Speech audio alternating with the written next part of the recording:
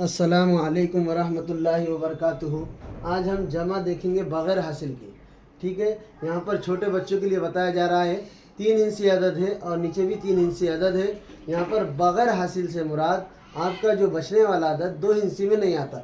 जैसे यहाँ पर 7 और 1 8 1 इंची में आएगा, लेकिन 2 इंची में कहाँ से शुरू होता है? 10 से शुरू होता है।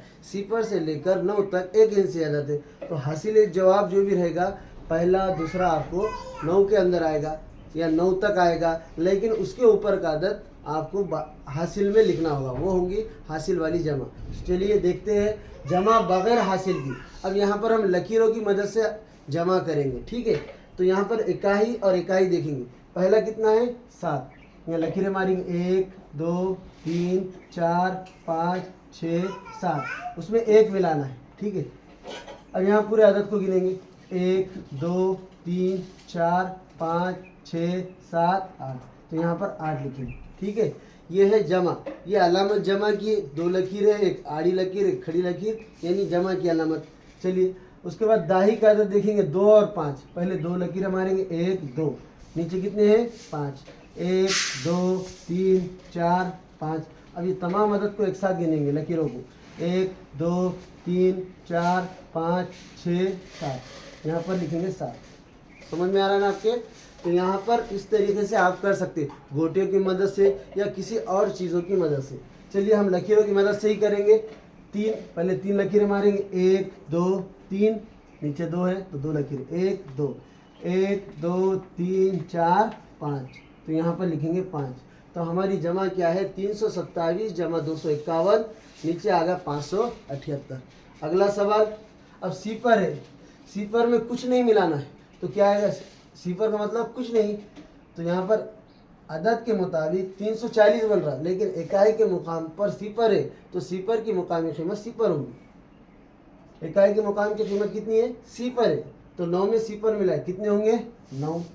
अब यहाँ ऊपर 2 है, 2 लकीरें 1 2, नीचे 4 है 1 2 3 4, ये तमाम लकीरों को गिनेंगे 1 2 3 4 5 6, तो यानी 2 और 4 मिलाकर कितने होते हैं? 6 होते हैं। ठीक है, 2 और 3 1 2, नीचे के 3 1 2 3, ये तमाम लकीरों को गिनेंगे 1 2 3 4 5, तो यहाँ पर आ गया 5। ठीक है, ये होगी जमा। ये दोनों अदद की जमा ये आ गई। ठीक है, उसके बाद अगला सवाल, 4 में 2 मिलाना है। आप उंगलियों की मदद से भी कर सकते हैं। ठीक है, हम लकीरों की मदद से करें फिलहाल। ये 4 1 2 3 4, नीचे है 2 1 2, ये पूरे लकीरों को गिनेंगे 1 2 3 4 5 6, यानी 4 में 2 मिलाने पर जवाब आया 6। 2 और 3, पहले 2 लकीरें 1 2, बाद में 3 लकीरें 1 2 3, ये तमाम लकीरों को गिनेंगे 1 2 3 4 5, यहाँ पर 5। ठीक है, अब 9 है, 9 और 1 10, जाहिर है यहाँ पर सिफर लिखेंगे या 10 लिखेंगे। ठीक है, यहाँ पर एक हासिल का आया, लेकिन आगे का कोई अदद नहीं है, इसलिए ये हासिल का माना जाएगा क्या? नहीं माना जाएगा, क्योंकि अगर अदद होता तो हासिल का एक आता। यहाँ पर अदद नहीं है, इसलिए बगैर हासिल में आएगा।